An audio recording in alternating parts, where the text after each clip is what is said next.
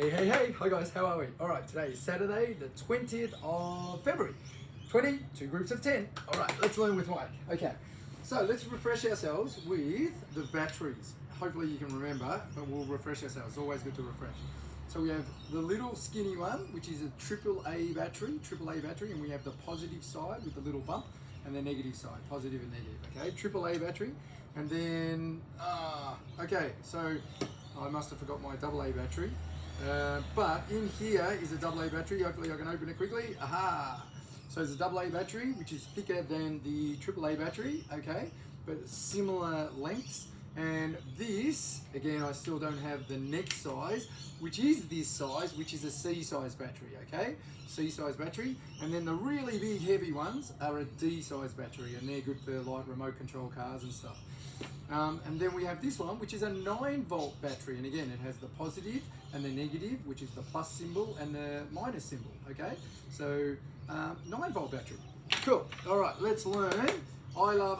Let's go through the bones quickly, all right? So we have the cranium, mandible, sternum, clavicle, which I don't know if I've mentioned, but that's your collarbone, okay? So it's like my collar's on here, collarbone.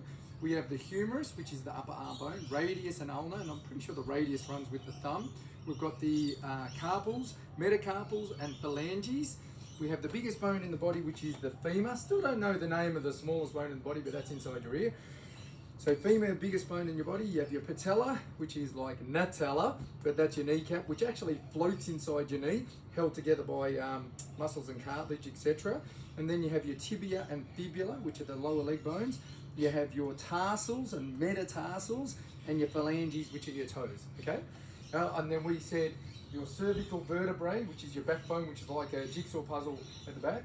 Cervical vertebrae, thoracic vertebrae, and lumbar vertebrae. And then you've got your scapula. You have your scapula, which is your shoulder blade, okay? And if I was to ask you, which animal or which thing has more vertebrae, which is bones in your neck, would you say a giraffe or your back? Would you say a giraffe or a human? And as much as a giraffe has a really long neck, it's the same. Okay, talking about bones in humans, I have an actar head, and this is great for learning. So I'm going to show you, in my chest, I have 2 lungs, which are like 2 big balloons, and they're for my air to breathe, and it's called the respiratory system. We have different systems in our body. Respiration means to breathe. So if I was to breathe, this is the size of 1 adult lung. Check this out, okay? So if I inhale, okay, if I breathe in, this is what happens. My lung, which is inside my chest, fills with air. If I so that's exhale. So when I fill it with air, okay, it's inhaling, we'll fill it with air. If I exhale and breathe my air out, it then deflates, which means goes down, and that's inhaling. Exhaling will actually let the air go out. But what I wanted to teach everyone, so in through my nose or in through my mouth, inhaling, then goes down, okay, my trachea, okay, where the air goes into my lungs, and then food and drink actually goes through another pipe, your esophagus. So through my neck, I have 2 pipes running, okay? One's the trachea, where air goes down into my 2 lungs through the bronchioles, and the bronchioles are sort of connected to 2, it's like branches into my 2 lungs. And then the esophagus takes the food and the liquid and the drinks. So sometimes, I'm sure everyone's had it, where you actually, food goes down the wrong way and you go, because what's happening, the food or the drink or the liquid has gone down through the trachea, and the trachea is thinking, dude, no, this is just for air.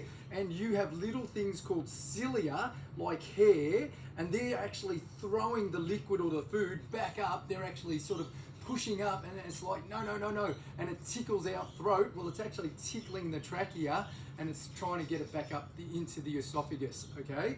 And then in the lungs, millions and millions, and we have 460 million alveoli. So try and say that word, alveoli. And they're tiny little air sacs like balloons that are made up in the lungs. and they fill up with air, okay? And people who smoke cigarettes and stuff, sadly, they're actually popping all those little alveoli, like lots and lots and lots of them, and they don't get as much air in the lungs. So again, I'll show you quickly, super quick. That's an adult lung. Look how big it is filling my chest. Whereas a child's lung, I'll show you quickly, it actually has lines on this actar head.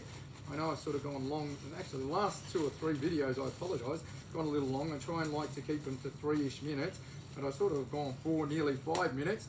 But, okay, I just love teaching, guys, and I love you guys learning, hopefully. So this is a child's lung. Check it out, ready? So maybe say 6 or 7-year-old lung. Oh, lost it. Over there.